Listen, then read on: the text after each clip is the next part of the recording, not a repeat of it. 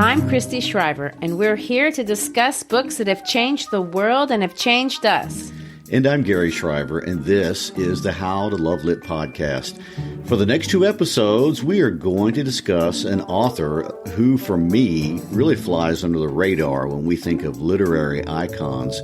When you look at the list of the world's greatest writers and or novels, she is never on those lists. Yet she has sold more books than any other novelist in the world, bar none. Her books collectively, in terms of sales, rank only after the Holy Bible and the works of William Shakespeare, totaling basically over 2.3 billion copies sold worldwide. Those kinds of numbers we only talk about when we're talking about Amazon or Google or the national debt of entire countries. So true. She's also the author of the single longest-running play ever to play in London's West End. The name of that play, famously, is The Mousetrap. It opened in London's West End in 1952, and it ran continuously until March 16th of 2020. You know what happened. All the stage performances discontinued because of the COVID-19 pandemic. Oh, yes. Yeah. Performances of The Mousetrap restarted on March 17th, 2021. And as soon as state restrictions were lifted, they were on again. And in case you haven't figured out who we're talking about yet, today we're discussing the Queen of Crime, Dame Agatha Christie. It really truly is impressive how enormous of a body of work that Miss Christie has and how influential her work has become. But for clarification, what does it mean when you say someone is Dame Agatha Christie? Well, of course, Dame is the feminine equivalent of Sir. It's been misused in a lot of common parlance. And she received an Order of Dame Commander of the British Empire in 1971 from Queen Elizabeth II. Oh, wow. That is impressive. However, at the same time, I might add that people far less successful, may I say non-recipients of commander titles from Queen Elizabeth II, might scoff at and do scoff at her work. Many critics claim she is not to be taken seriously. Her work isn't sophisticated. It's cliched, yada, yada, yada. They say that in spite of the big numbers. So, Gary, beyond the big 2.3 billion in sales, quantify for us in other ways what the data reveals about Dame Christie. Well, sure.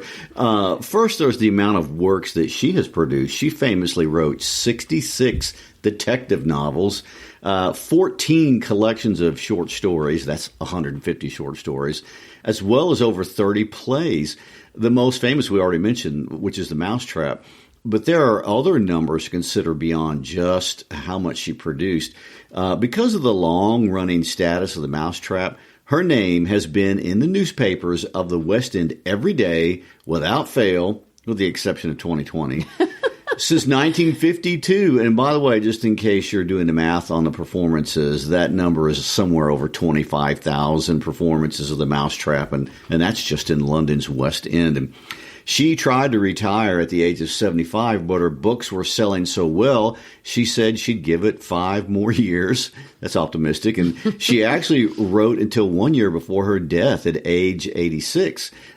Less famously, she wrote 6 semi-autobiographical, kind of bittersweet novels under the pseudonym Mary Westmacott. Interestingly enough, it took 20 years for the world to uncover the identity of Mary Westmacott as being the detective icon Agatha Christie. You know, that's a funny fact to me. I guess she thought it might ruin her reputation if she was writing sappy books. I don't know. I've never read any of those. But her daughter, Rosalind Hicks, had this to say about her mother's romantic books. They are not love stories in the general sense of the term, and they certainly have no happy endings. They are, I believe, about love in some its most powerful and destructive forms. Those books were moderately successful in their own right, and even without her name on the cover, Christie was kind of proud of that accomplishment, but obviously romance is not her forte. Well, it is kind of a hard shift, from murder to romance, but, beyond just the quantity of work she produced, the amount of it we've consumed as a planet is also incredible. Today, her books are translated in over 100 languages. 48 million at least have watched her movies, including, I might add, the one that is out right now, which is called Death on the Nile. Here's a numbers fun fact. In 1948, she became the first crime writer to have 100,000 copies of 10 of her titles published by Penguin on the same day. That's what's referred to as the Penguin Million. So is that like going platinum in the music industry? I'd say that's going platinum in a day. Usually the term going platinum refers to selling 1 million over the course of a lifetime, and doing that in a single day is crazy. And in terms of dollars, I tried to find a good figure, but I really don't know. I mean, at the time of her death, it's estimated that she was worth over $600 million. But she had incorporated her work in a business, of course, and which, of course, lives on. And it's chaired and managed by Agatha Christie's great-grandson, James Pritchard. You know, to me, it's an amazing resume, and I'm not a literary person. So obviously I'm looking at this a little differently than you might. But I don't see how anyone could realistically contest that she's not a good writer. I mean, it sounds laughable in the face of so much success. If that's not good writing, how could we possibly even measure it? Well, it shows how much you know. You'd make a perfectly horrible literary snob. Anyone knows you can't go by the views of the lowly consumers or the box office. The proletariat point of view. Oh, we're always at odds with critics, aren't we? Well, there it is. But just for those of us who don't know, in all seriousness, how can you explain her success away? Well, obviously no one's doing that. And it does boil down to how do you define your fiction. In one sense, we tend to divide fiction into two broad categories. There's literary fiction and commercial fiction. So obviously commercial fiction is written to be sold. It's commercial. And it's the reason there's so many Marvel movies, more than I can count on my hands and toes. They sell well and they're enjoyable to consume. It's why there are multiple versions of basically the same Spider-Man movie, even though my daughters may argue about that. They're double-digit sequels to Star Wars, and there's nothing wrong with any of that. We consume it because we love it. It's fun, and it defines our culture, the culture of the world in some sense. But there's another sense, and this may be the English teacher nerd, that some of these pieces are unsatisfying over the long term. For example, I don't really want to teach them as works of art in school. There are many books that I enjoy, but I don't care to read more than once. There's many movies, there's songs that I feel the same way about. They're good, but they're not really of literary merit because they don't have any enduring quality to them.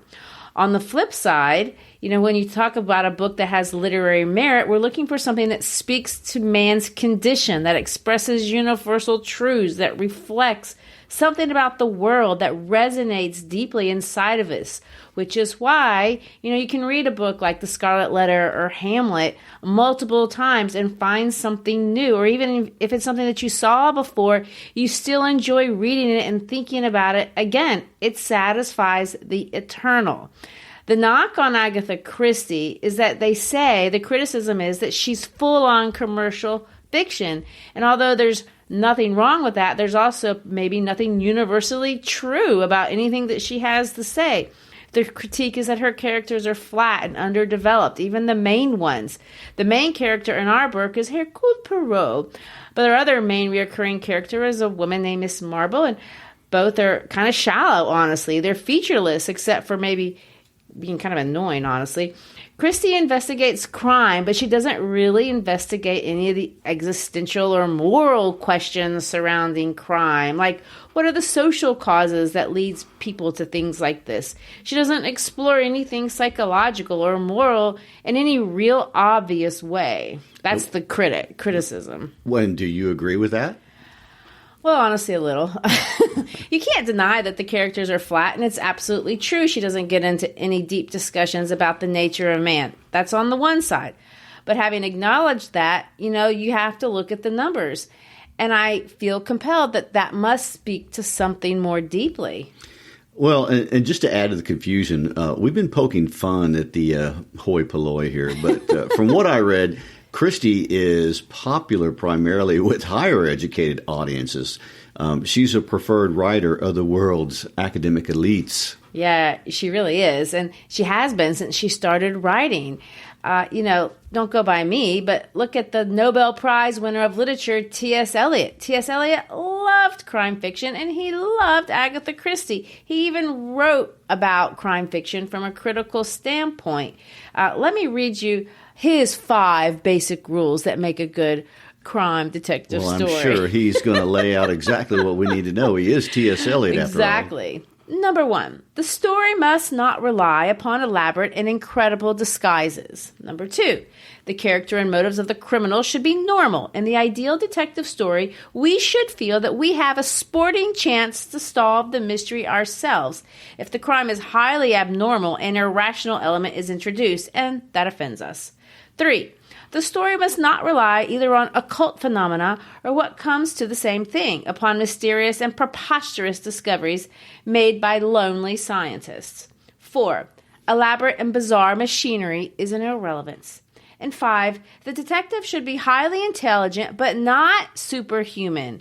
We should be able to follow his inferences and almost, but not quite, make them with him. That's a complicated set of rules there, but I think I must agree with the Nobel Prize winner. Me too. We do intuitively feel that way about a good crime novel. So, taking Eliot's list as the standard or the rubric for crime novels, should that have different standards in other books, or rather, like no insight to life or theme necessary? Well, I don't know about that. I think anything that lasts 100 years, as does this book that we're going to discuss, The Murder of Roger Ackroyd. It turns 100 in June of 2026. Anything that people are reading for that long must be saying something. So the mystery of the mystery novel is what resonates in our souls with these words. Oh, a little irony there, huh? Yes, and before we get into the nitty-gritty about what makes this particular book great, and make no mistake, it is considered great, the 2013 Crimes Writers Association claimed that The Murder of Roger Ackroyd to be the greatest crime novel of all times. Now, it doesn't get any bigger than a shout-out than that. I personally haven't read enough crime novels to contest them. But before we talk about it, I want to talk about Christie's life and bring ourselves up to speed just a little bit about how this book came about. She herself has a mystery embedded in her life story. Well, we would expect no less, okay? But I will say one thing I do enjoy about these books, and that is that, at least the ones I've read, are often set in this, very English, very Victorian setting, and there's some fun in that. True, and you can't say that Christie doesn't write about what she knows. She was born in Torquay in 1890. Torquay is a seaside town on the southeastern side of the UK. I saw an article that called it the English Riviera. It's a resort town. And once even Elizabeth Barrett Browning was sent there to recover her health. Christie's family was an upper middle class family. They were financially well off, but not limitlessly wealthy. An interesting thing to note is that her family did not approve of her learning and did not want her to read until she was 8. It seems the general attitude of the time is that smart girls might have trouble finding a good husband. Do you want to speak to that one? Oh, being a smart girl might help her find or avoid a bad husband. But I would like to say that I do find smart women immeasurably attractive. Well, thank you, darling. In her case, there was no holding even little Agatha Mary Clarissa Miller, that's her maiden name, back. Apparently, she just picked up on reading all by herself, and eventually her nurse had to confess that, oh dear, Agatha has indeed learned to read. Oh my, there's a rebel. Well, why did they relinquish and let her go to school at that point? Well, they did, depending on what you mean by school. She went to school when she turned 15, but she was sent to finishing school in Paris. I could have used that support, probably, honestly. But at Mrs. Dryden's finishing school, she studied singing and piano playing. This is what Christie herself had to say about it years later. I'm hazy now as to how long I remained at Mrs. Dryden's, a year, perhaps 18 months. I do not think it was as long as 2 years. So, not reading Voltaire or Flaubert. Maybe she did, but she wasn't forced to. Reading was not only her rebellious streak, by the way. This is where it gets really interesting. In 1914, Agatha met, fell in love with, and became engaged on Christmas Eve to the man of her dreams, a very handsome war pilot named Archie Christie. Unfortunately, this was not the match her mother had sent her to finishing school to find. Well, what was wrong with him? Well, certainly not his looks or personality. He had that covered. His problem was obvious. He had no money. But they married, and a few months later, little Rosalind made her entrance into the world. During World War I, Archie went off to war. Agatha stayed home, trained, and worked as a nurse in the local Red Cross hospital there in her hometown of Torquay. And let me add, this is where she got her start learning, and you notice this if you read her books, everything she knows about drugs. She was quite proficient in them. In 56 of her novels, there are over 200 references to specific and individual drugs. So, can we expect that a large number of her characters will get poisoned? Well, not necessarily, although that is a thing. The most commonly dispensed drugs for Miss Christie were the sedatives. And of course, if you think about it, it's to be expected. You should have something on hand to calm you down if you're going to, murder someone. It's a little disturbing. You might need something to help you get to sleep. But beyond the sedatives, there are pain relievers and stimulants and blood pressure medications and barbiturates and even antidotes to other poisons. Wow. Well, of course, our book, which is The Murder of Roger Ackroyd, has 3 drugs. Liniment for a knee problem. How does that sound deadly? Tonic is a stimulant, and of course, Veronal, which is the cause of a lethal overdose early in the story. Yes, there's your deadly one. Well, anyway, after the war in 1920, and after 6 rejections, she finally got her first real novel published, and she was paid £25. Not a huge risk on the part of the publisher there. The title of that book was The Mysterious Affair at Styles, and it introduced to the world a 5'4" Belgian who would charm and annoy readers for over 100 years. Hercule Poirot. It did well, but her breakout novel would not be until her 3rd novel, and it came out in the summer of 1926. It was a bestseller and launched her into the stardom from which she would never return. It's remarkable, but honestly, it's not even the most interesting thing that happened to her that year. I'm not sure how you're going to top becoming a bestseller. This must be a great story. I know, but I'm going to best it. So the story goes, year 1926, in general, starts out a little rough. Agatha's mother, and this is a woman who'd been very dependent on her daughter emotionally, died in April. This was devastating for Agatha. So while she was with her daughter Rosalind, but while she was at her mother's estate, Archie drops the news that he had fallen in love with another woman by the name of Nancy Neal, and he wanted a divorce. Agatha said no. She was deeply in love with him, and she wasn't going to give him a divorce. Well, her book comes out. It's successful, but that doesn't end the drama. On December 3, later on that year, Archie informed Agatha that he just didn't want to be married to her, and he wasn't going to be married to her. And reinforce this idea, he explains that he, for that weekend, was going to go off with Mrs. Nell, and so he did. Agatha did not receive the news well. And this is where the mystery begins. And it does sound a little bit like one of a story that she might write. So here it goes. At 9:45 p.m., we know that Agatha left the house in her car after having written 3 letters. One to her secretary, Charlotte Fisher, one to Archie, and one to Archie's brother, Campbell. So far I feel like I'm listening to an explanation by Poirot himself. I know, and it's going to get strange. Agatha does not return home. In fact, she's missing for 11 days. The next day, they find her car crashed in a tree above a local quarry with the headlights still on. Her fur coat was in the car, as well as a small suitcase and an expired driver's license. There's no blood anywhere in the car. There's no skid marks on the road like you would expect if she'd been driving too fast and had an accident. Finally, the gear shift was in neutral, the way we put it when we're pushing the car and not driving it. It made no sense, but Agatha was gone, and the world went nuts. The numbers vary depending on what article you read, but up to 1,000 police officers were dispatched on 4 continents looking for her. 15,000 volunteers, fans, amateur detectives all joined the hunt. Airplanes were involved, diving equipment, even Sir Arthur Conan Doyle, that's Sherlock Holmes. He tried to help by getting Christie's glove to his medium for a consultation to see if she can find her.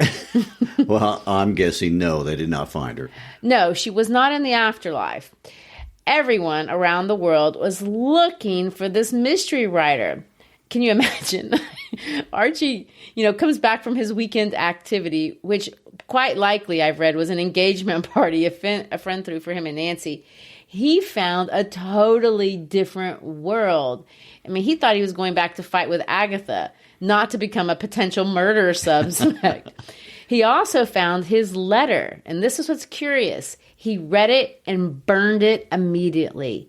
To this day, no one has any idea what she wrote in that letter. His brother Campbell, by the way, got his later, and strangely again, Campbell's letter was postmarked on Saturday. That's the day after Agatha went missing. This does sound like Poirot, and I'm starting to need to employ my little gray cells just to keep up. Well, exactly. What secret did Campbell carry? Who knows? Because he also got rid of his letter. Nobody knows what was in that one. Everything seemed to indicate that Archie had murdered his wife.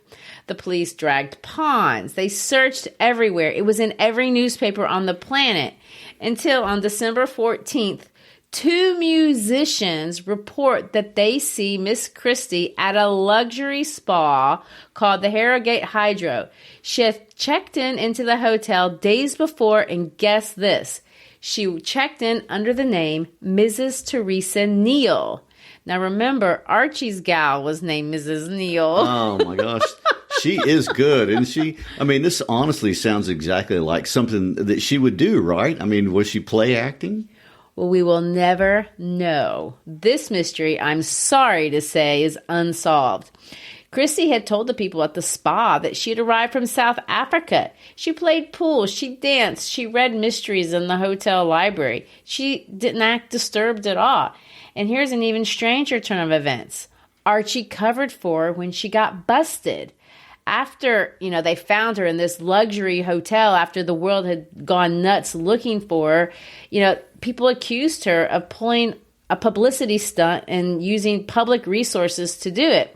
But Archie helped dispel the criticism. He called in 2 doctors. They interviewed Agatha and arrived at the conclusion that Agatha Christie suffered an episode of temporary amnesia. It's the stress of her mother's death, the success of her new book, the divorce. It all led to a nervous breakdown. The only thing she ever admitted to was having been in a car crash.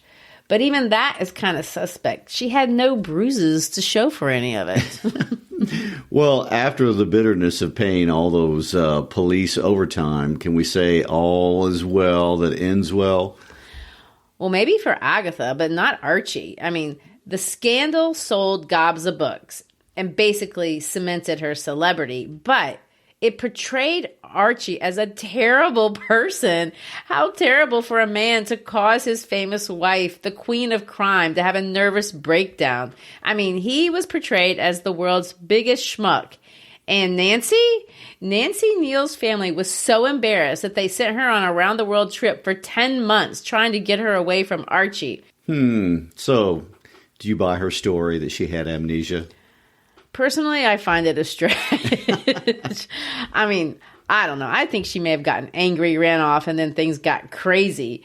I did read that she was completely shocked by how, the police reacted and the story blew up. She never imagined that would have happened. I mean, who would have? But do you think it's legit? Oh, obviously she was not convinced of her own celebrity at that point. You No, know, I how don't wide think reaching so. it was. And, it does seem a little far-fetched. And to be the world's most famous detective novelist, I'd say it's very convenient that she could come up with such a thing. But I'm going to keep an open mind. I mean, isn't that what Hercule Poirot would want us to do? I mean, the question I have is what were in those letters that she left for Archie and Campbell that they had to burn right away? I know. We do need Hercule Poirot because, as he would remind us, nothing is ever concealed to him. He would have gotten to the bottom of it. Oh, no doubt.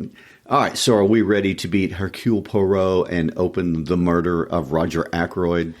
I think so, and we do need to make an important disclaimer. This episode, we are not going to spoil the book by telling you who the murderer is, but next episode, we will. So if you're starting the book now and listening to this in real time, you have a week, but you only have a week. And this week, we're going to look at the book from the perspective of understanding how Christie was adhering very cleverly to the conventions of what we traditionally call a formal detective novel, otherwise known as the Whodunit. Edgar Allan Poe is credited for creating the detective story, but of course most of us think of Sir Conan Doyle's Sherlock Holmes and his sidekick Watson as being the kind of iconic example of what a story like this looks like. Agatha Christie is basically going to follow their same pattern, but take it from the short story form to a much longer novel form. As we might expect, per the convention of the trade, we're going to open up our story in an English country house. Think of every Clue movie ever. But in this case, there's already been one murder, but not the one from the title. So let's read the opening couple of paragraphs of our story. Mrs. Ferrars died on the night of the 16th, 17th September, a Thursday. I was sent for at 8 o'clock on the morning of Friday the 17th. There was nothing to be done. She had been dead some hours. It was just a few minutes after 9 when I reached home once more. I opened the front door with my latchkey and purposely delayed a few moments in the hall, hanging up my hat and the light overcoat that I had deemed a wise precaution against the chill of an early autumn morning. To tell the truth, I was considerably upset and worried. I am not going to pretend that at the moment I foresaw the events of the next few weeks. From the dining room on my left, there came the rattle of teacups and the short, dry cough of my sister Caroline. "Is that you, James?" she called. An unnecessary question, since who else could it be? Here we are meeting the narrator who's going to walk us through our story, Dr. James Shepherd and his meddling sister Caroline. You can tell that they have that kind of brother-sisterly relationship. Caroline, by the way, is going to be the prototype for Miss Marple, Christie's other detective. But since the opening murder isn't the murder from the title, we know this isn't, the murder that we're supposed to be focused on. I do want to say that another characteristic of these formal detective stories is that we don't have emotional connections to any of the characters of the story. We are not made to feel upset in the least that there's been a murder here. At no point in the story at all do we feel sad about anything. We don't feel sad when the victims die or when people get falsely accused. We don't feel angry either. In fact, there aren't any negative emotions at all. We're really even led to find the perpetrator, not a terribly terrible person at the end. Well, I think that may be one of the appeals of this kind of writing. I mean, we feel enough anger and guilt or sadness in real life, and these books may be relaxing because we don't have to be emotionally stressed out about anything. We can just enjoy the process of the puzzle, and we know the murder is going to get solved and all is going to be set right in the world. So really it's just a matter of watching everything unfold. Well, true. And although there is fun in trying to guess who did it and follow the clues, I'll be honest, I didn't figure out who the murderer was, and I basically never do when I read these. I barely even try. And I really don't think most people do either by what T.S. Eliot tells us in his rules. I can tell you I'm in that camp for sure. I don't even begin to pretend to think that I could sort it out. So, kind of like when someone tells you a riddle, you're likely to give it about 30 seconds, and then you want to tell them, you want the answer from them about what the riddle is. I think it's exactly like that. Well, it's funny. By chapter 2, we meet the man who will be murdered, Roger Ackroyd. King's Abbot, which is the name of this village, apparently has several very wealthy people, one of which is already dead, Mrs. Ferrars. The other is getting ready to die, Roger Ackroyd. And the crime scene will be Mr. Ackroyd's house, which is Fernley Park, of course. And for me, one of the hardest parts of this book is keeping straight in my mind all these characters and that will eventually become suspects. Well, that is the hard part, and that's one of the most important elements of this entire game. We have to keep straight who each of these suspects are, and so we can focus not only on whether they have opportunity and means, but if they have a motive.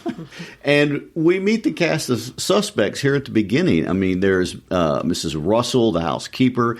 There's the two female relatives, a sister-in-law and her beautiful daughter, Mrs. Cecil Ackroyd and Flora.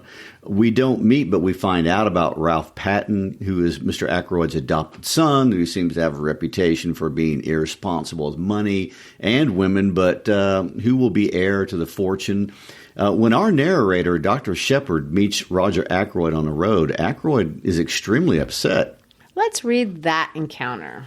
"Shepard," he exclaimed, "just the man I wanted to get hold of. This is terrible business." "You've heard, then?" He nodded. He had felt the blow keenly, I could see. His big red cheeks seemed to have fallen in, and he looked a positive wreck of his usual jolly, healthy self. "It's worse than you know," he said quietly. "Look here, Shepard, I've got to talk to you. Can you come back with me now?" "Hardly. I've got 3 patients to see still, and I must be back by 12 to see my surgery patients." "Then this afternoon?" "No, better still, dine tonight at 7:30. Will that suit you?" "Yes, I can manage that all right." "What's wrong? Is it Ralph?" I hardly knew why I said that, except perhaps that it had so often been Ralph.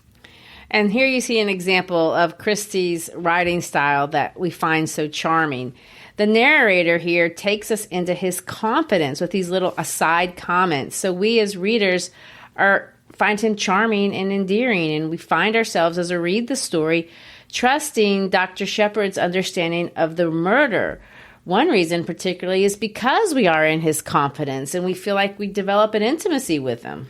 True. And although I will say another reason we trust him is because the detective Hercule Poirot takes him so often into his confidence. I mean, Dr. Shepard goes everywhere and helps with the investigation from start to finish. And he's kind of like Watson to Sherlock Holmes. True, and we see that this cast of characters looks remarkably like a lot of cast of characters from this, what we call the golden age of the detective story. And we have stock characters like we see in a Clue game. We have the damsel in distress. We've already met her. That's Flora. We're going to have the house staff, and they're always keeping secrets, and that makes them suspicious. Besides Miss Russell, there's a man by the name of Geoffrey Raymond, Roger Ackroyd's secretary. There's Ursula Bourne. She's a housemaid. There's John Parker, the butler. Of course, the butler in the library with the candlesticks, to which we say, is that your guess? For those of you who don't know, that's how you play the game of Clue. I'm sure most people have played it. Oh, it's so true. But when you get to chapter 5, Dr. Shepard gets the call to come over to the house to inspect the body because there has been a murder. We already have all of our suspects lined up and ready to go. Well, and although this next feature isn't in a game of Clue, we can't overlook the buffoon policeman who will be foils to our eccentric but brilliant detective. Inspector Davis, who comes over initially, and then later on Inspector Raglan of our members of the law enforcement community. Oh, yes, and we can't fail to mention the silent, almost brooding Major Hector Blunt, our visiting military man, who, although never really is a suspect in this particular murder, does have an important role in the story because, nonetheless, he is secretly in love with Flora. And this would not be a classic detective story without the romantic love interest somewhere. It's almost like we're not reading a drama at all. In some ways, these books feel more like sitcoms. Yes, that is it exactly. And I want to make this point. A formal detective novel of this tradition is not a tragedy at all. In fact, it meets the criteria of what we would call a comedy. If you remember from our series on Romeo and Juliet, we talked about the difference between a comedy and a tragedy. A comedy ends in marriage, and a tragedy ends in death. From a literary standpoint, an Agatha Christie novel and those that are modeled after hers are popular precisely because they are comedies cloaked as tragedies. It's a trick. The characters serve comedic purposes, not thematic ones. That's why it's okay that they're pretty much the same stock characters in every story. The story would be totally different, and in fact would be a completely different genre if we didn't have every assurance life would end well. Let me explain what I mean. So recently, Lizzie and I watched together the Netflix movie, The Woman in the Window. Lizzie had just finished the novel by the same name by A.J. Flynn and really liked it and wanted to watch the movie.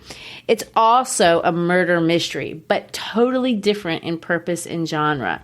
And The Woman in the Window, the characters are serious. They struggle with anxiety and depression. The characters themselves are meant to be deeply analyzed, and that's really the whole point. Ben is commenting on issues of mental health. That is not Christie's purpose at all. It would take away from the fun, really, if she went in that direction. In comedies, only the unlikable characters ever really suffer anything terrible. And Roger Ackroyd, although we don't get to know him very well, isn't a likable person. He's selfish, he's stingy, and we're going to find out that he's forcing Ralph and Flora to get married against their will. In fact, we find out at the end that Ralph is actually already secretly married to the parlor maid, and Ackroyd finds out and loses his mind. In Chapter 6, Dr. Shepard describes Ackroyd as having a choleric temper. And although it's never good to murder people just because they're disagreeable, let me make that clear, it's worth pointing out that Christie goes to no trouble to make Ackroyd likable in any way. The point being, we don't really care that Ackroyd's been murdered at all. There's nothing tragic to feel about it. And, so the fun of every chapter is really following Hercule Poirot around, interviewing all the witnesses and seeing if we can figure out before he does who the murderer is, who has the most compelling reason to do it. And it will turn out that almost everyone stands to gain something from his death. Exactly, except remember, we don't figure it out. And if Christie's success is any indication, I don't think almost anyone in the last 100 years has figured it out before Poirot. During my second reading of the book, and I will say, these are fun books to read twice, I read it again after I already knew who killed Roger Ackroyd. I realized that Poirot must have had this murder solved well before, I think probably before Chapter 17. I want to revisit that, but before we do, let's flesh out a little about our heroic detective. I mean, this isn't the first book where she introduces Poirot, but I was surprised to see that he was retired. I didn't expect that precisely because I knew she wrote 66 novels, and I had heard of this funny little man, as he is described. Well, and he is a funny little man. He's obnoxious and ridiculous, and the way Christie introduces him is funny, too. Hercule moves into the house next door to Dr. Shepard and his sister Caroline. They're both unmarried. James is a doctor, and Caroline's main occupation is the local purveyor of gossip, something she seems to conduct through a very sophisticated network of servants and friends. Dr. Shepard is always acting annoyed by her, but he also seems very impressed with her mad dog skills. Anyway, before we meet Poirot, we are led to believe by Dr. Shepard that the mysterious neighbor next door must be a hairdresser, as evidenced by his perfectly groomed mustache. Well, that mustache, as you say, is what he's famous for, that and his egg-shaped head, whatever that looks like. But according to Christie, he was inspired by a Belgian refugee that she saw coming off of a bus after the First World War. Of course, all of the inspiration was external, and she never met the gentleman personally. But she took that inspiration and created a short man with a distinguished mustache, a solid head of black hair, and an egg-shaped head. She wanted him to have, as she called it, a grandiloquent name, hence Hercule. And she wanted him to be very orderly and brilliant, but also vain. And after a while, she says she came to be resentful that she was stuck with him since she didn't like him very much, but she created him. Well, funny enough, at one point in her career, she killed him off, but her publishers refused to publish the book. She killed Hercule? I mean, and that never got published? Well, eventually did, but we'll leave that story for next week. Okay, all right. Well, something to look forward to. But back to our book. If you are a Christie fan, you'll know immediately that the mysterious hairdresser is none other than our sleuth. If this is your first Christie book, you may not, but it doesn't matter. By chapter 8, he's in the mix, having been hired by Flora to figure out who killed her uncle. Well, by chapter 6, we've also introduced a rogue stranger with a mysterious accent, who we know from years of experience with other detective novels and movies could not possibly be the murderer. He's too much of a ruffian. We all know that our criminal, although technically a criminal by virtue of murdering someone, will have no noticeable criminal behaviors. In fact, he likely will have impeccable manners, just like everyone else in the story. We won't experience any bloody murder scenes here, by the way. There will be no harsh language. The investigation will be polite, and the word unpleasantness will be a euphemism of choice to describe anything from a dagger in the neck to an awkward question.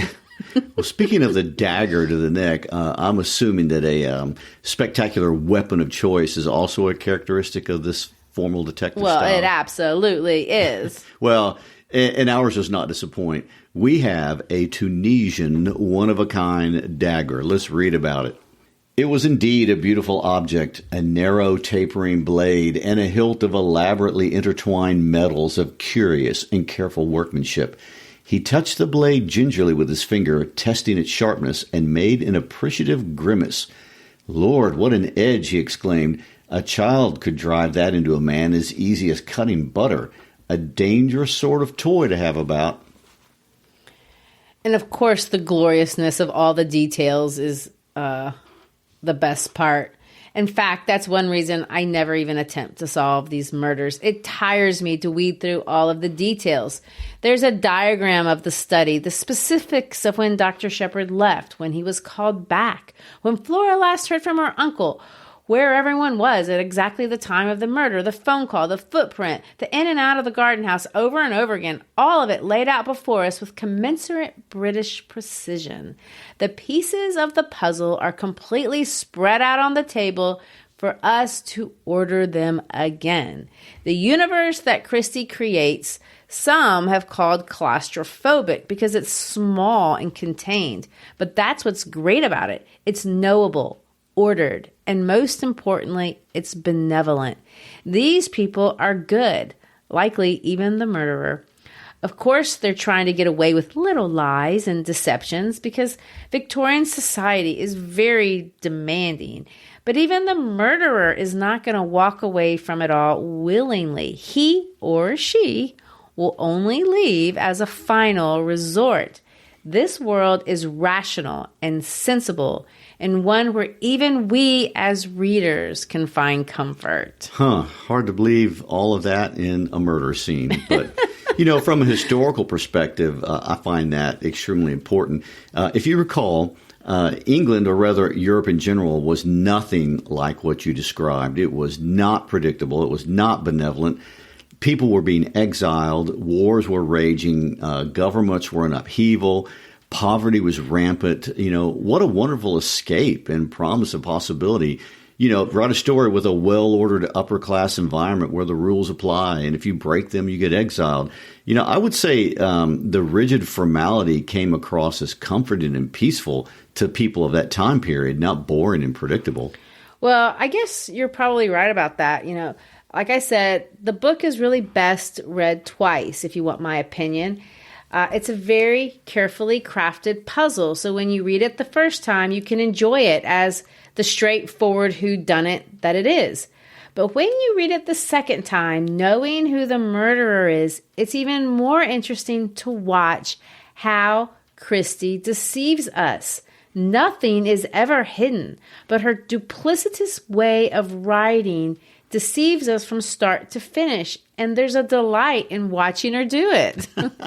So, Christy, getting us back to the difference between commercial fiction versus literary fiction, you said you think that there is a theme in her work. So, without giving away the murderer, can you speak to what it is in this episode?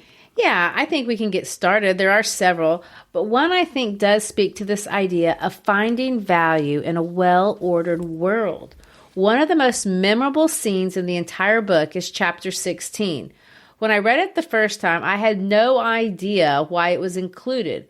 For most of the book, we're following Poirot around, looking at clues, interrogating witnesses, but chapter 16 is different.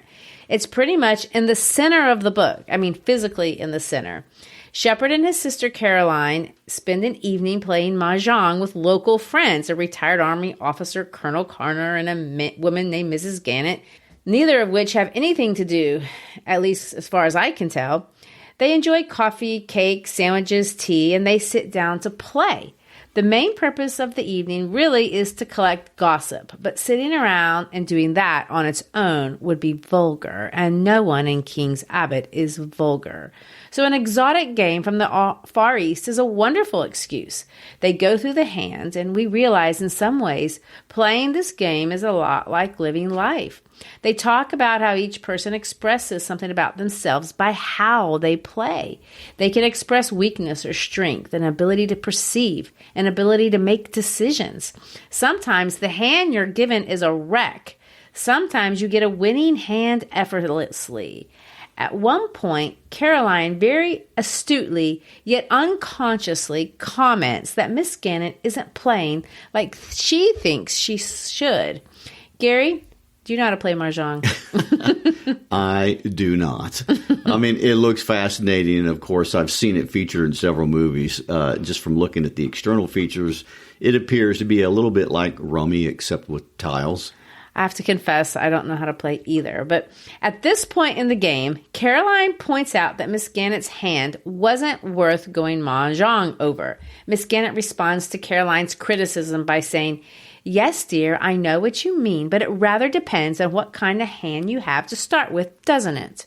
Caroline replies, "You'll never get the big hands if you don't go for them." To which Miss Gannett replies, "Well, we must all play our own way, mustn't we? After all, I'm up so far."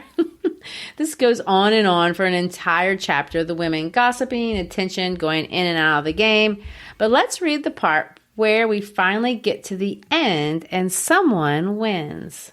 The situation became more strained. It was annoyance at Miss Gannett's going mahjong for the third time running, which prompted Caroline to say to me as we built a fresh wall, "You are too tiresome, James. You sit there like a deadhead and say nothing at all."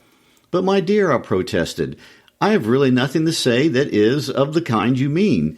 "Nonsense," said Caroline as she sorted her hand. "You must know something interesting." I did not answer for a moment. I was overwhelmed and intoxicated. I had read of there being such a thing as the perfect winning, going mahjong on one's original hand. I'd never hoped to hold the hand myself. With suppressed triumph, I laid my hand face upwards on the table, and as they say in the Shanghai Club, I remarked, "Tin ho, the perfect winning." The Colonel's eyes nearly bulged out of his head. And so there you have it. Dr. Shepard has been tight-lipped the entire book, which for us as his partners in crime, so to speak, because, we're following along in his head, gets frustrating. He always knows more than he says, but he's a medical man and he feels compelled to keep people's confidences. Until this night. Right after this big win, he is so exhilarated, he blurts out to everyone everything Poirot had been telling him the previous day about the specific ring. Poirot had kept entirely out of sight for everyone else, but had revealed it only to Dr. Shepard. Now Dr. Shepard is getting the world's biggest gossips, the biggest scoop that they'd had yet so far.